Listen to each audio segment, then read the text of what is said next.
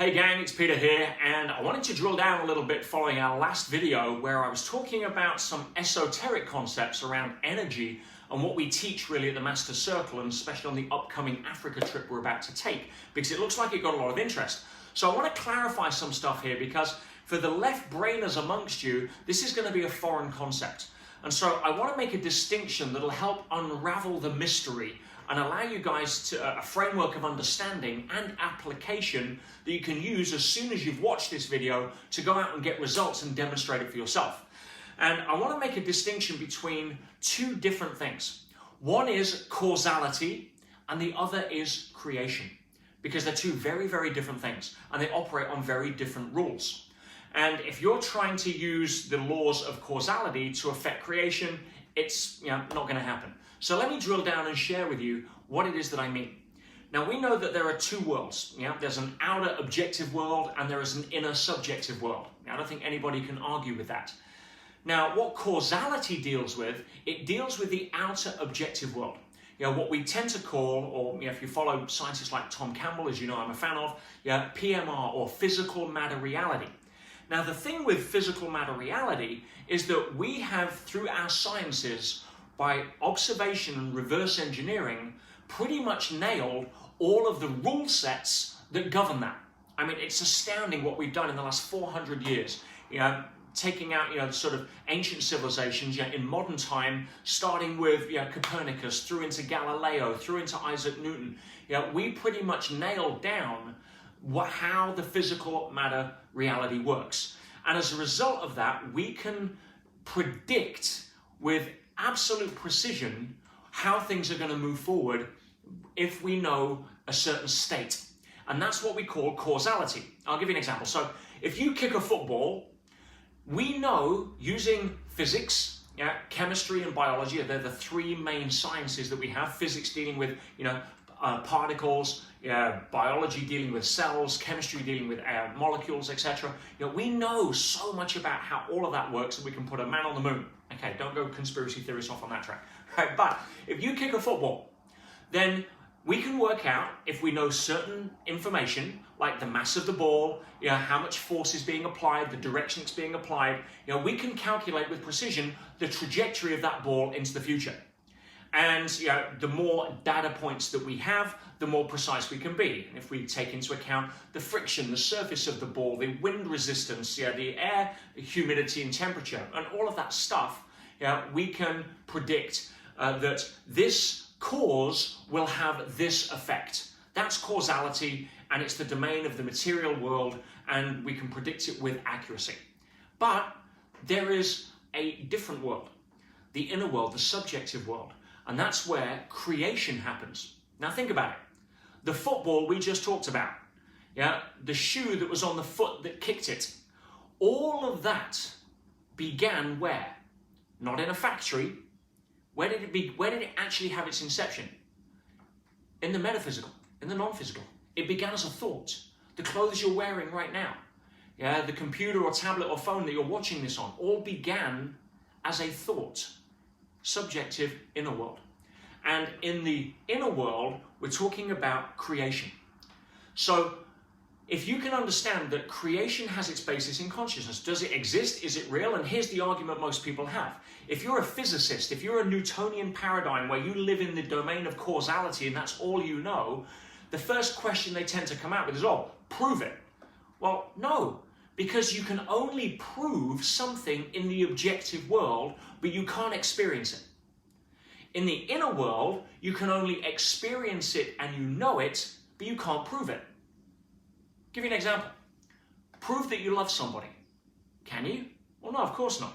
Now, you can devise all sorts of tests and hypotheses and actions that would really demonstrate the behavior of somebody who claims to be in love, but you can't prove it. You just know if you're in love. Case closed.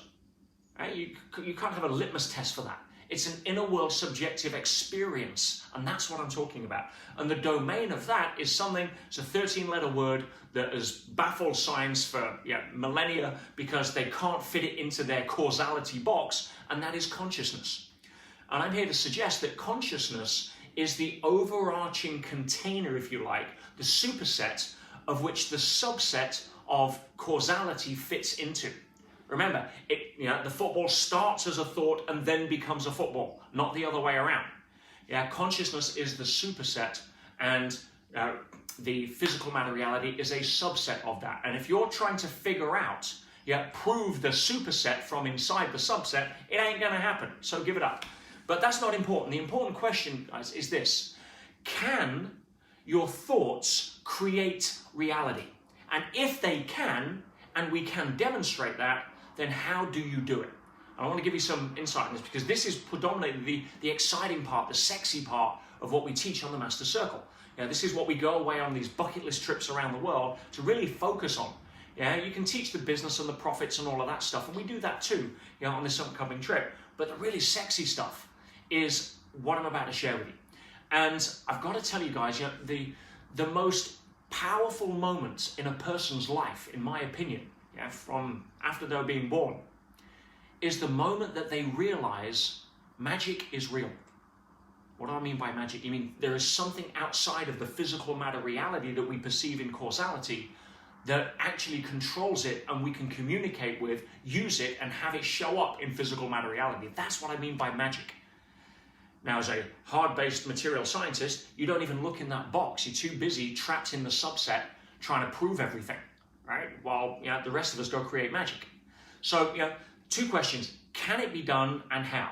Well, I alluded on the last video to a declassified document by the CIA that really demonstrates the fact that we knew this at government level many years ago. That's a document from the 80s, and I actually have a copy of it here. For those that mentioned that, I'm going to read some stuff out of it, because I think you'll find it interesting. This is, it was a 1983 document, and it was really about an assessment of what they call the gateway process, which is a gateway from the physical to the non-physical. To be able to go into and use or access or almost reality surf into the non-physical and have it affect the physical. And I'm going to read you a couple of little things out of here. This is from their report, and this is from the gentleman that wrote it. It says, I had to be able to construct a scientifically valid and reasonably lucid model of how consciousness functions under the influence of the brain hemisphere synchronization technique employed by Gateway. Once this was done, the next step involved recourse to theoretical physics in order to explain the character of time-space dimension and the means by which expanded human consciousness transcends it in achieving Gateway's objectives. Finally, I again found it necessary to use physics to bring the whole phenomenon of out-of-body states into the language of physical science, to remove the stigma of its occult connotations and put it into a frame of reference suited to objective assessment. Now, I referenced that. This is a 27-page report, and again, I put the link into the video so you can go download it, read it if you wish. But I put this in because this is a government that was spending millions of dollars. In fact, the entire protocol around what they were doing here began with a $20 million research grant into Stanford University with a mathematician and a laser physicist patent holder. And that was really part of their remote viewing protocol, or Operation Stargate or Grill Flame, if you do your history. And the reason I know so much about that, guys, is because one of the most profound or prolific remote viewers for the CIA is a good friend of mine. And he's married to an even better friend of mine. And I'm talking about Major David Morehouse, who wrote the book Psychic Warrior. And I studied with David back in the early 2000s when he was teaching me his remote viewing technique that he learned from the CIA. And that's why I've got such an interest and an experience of this. And I can tell you that the first day in class, and there was 22 of us in this classroom, I expected, some sort of woo-woo, going to an altered state. No. We spent the entire first day going through maths, physics, theoretical physics, quantum mechanics. This was science. This wasn't conjecture.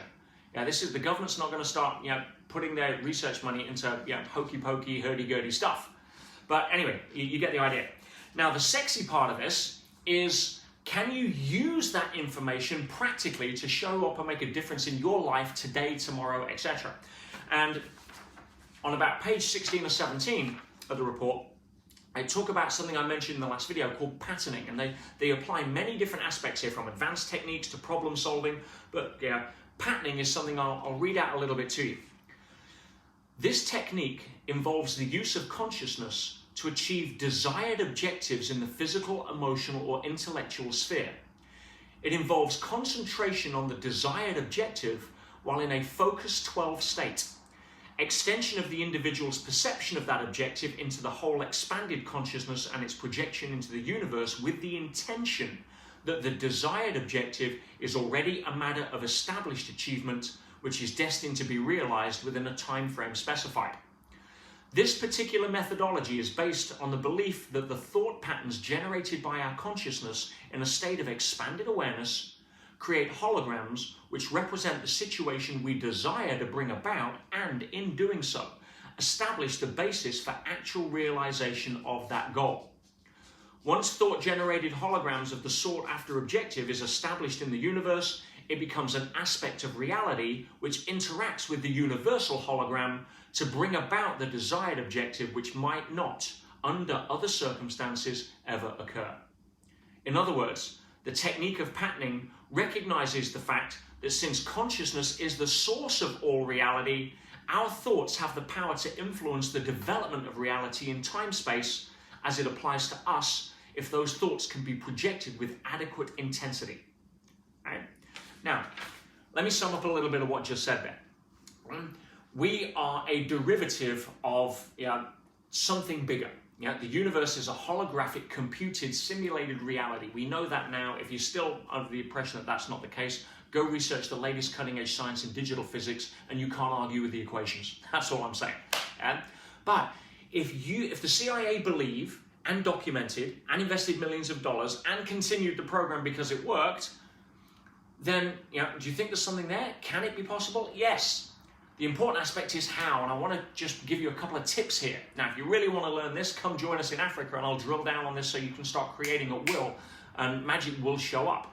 But for those, and I know most of you won't be able to do that, or you'll be watching this video after the trip, and it is our last trip, so please come play. But if you've got stuff you want to get on and manifest in your life, you want to energize your business, you want to be able to use the metaphysical rather than struggling upstream in the physical world, you want to add magic to what it is you're doing, then it's time to open and expand your mind.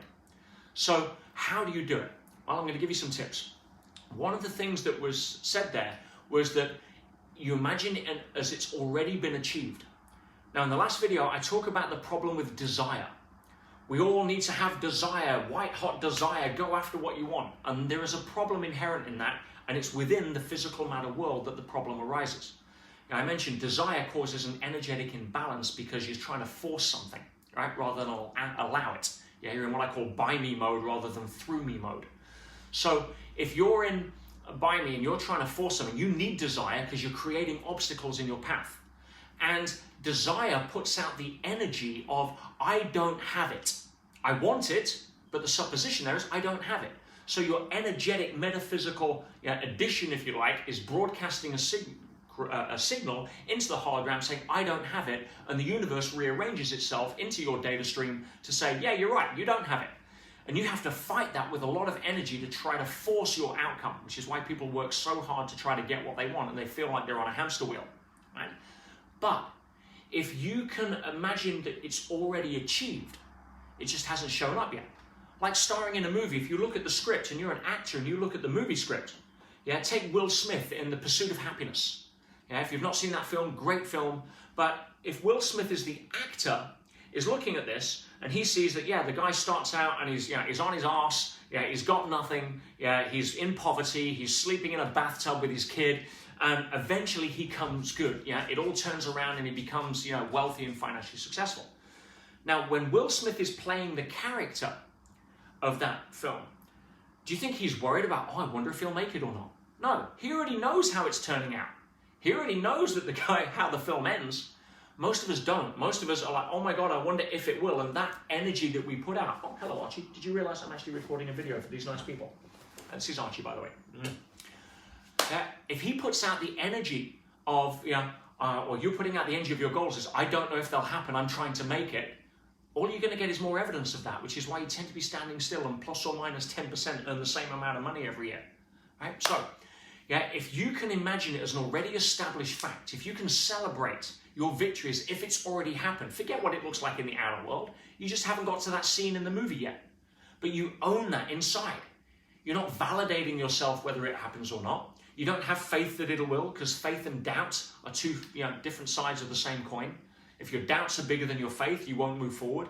If your faith is bigger than your doubt, you will. But that is a dynamic that keeps moving depending upon all the other stuff that goes on in your head. Beliefs can change in a heartbeat. So what do? You don't believe, you don't have faith, you know.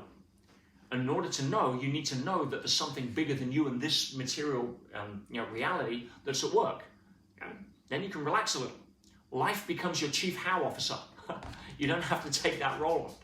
So if you can focus your elevated emotion into a firm intent and then experience it as if it's already happened, you'll be sending signals out and the universe will be rearranging itself in your favor.